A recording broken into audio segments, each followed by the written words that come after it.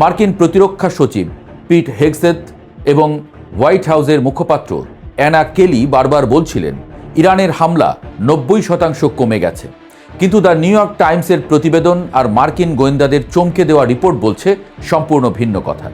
বোমাবর্ষণের কয়েক ঘন্টার মধ্যেই জাদুর মতো ফের মাথা তুলে দাঁড়াচ্ছে ইরানের ভূগর্ভস্থ মিসাইল ফ্যাক্টরিগুলো। আবার পুরো দমে শুরু হয়ে যাচ্ছে উৎপাদন। অর্থাৎ আমেরিকা যতই দাবি করুক, বাস্তবে ইরানের অস্ত্র ভাণ্ডারে কোনো টান তো পড়েইনি। উল্টো বিকেন্দ্রীকৃত এই উৎপাদন ব্যবস্থা রীতিমতো ঘোল খাইয়ে ছাড়ছে মার্কিন বোমারু বিমানগুলোকে।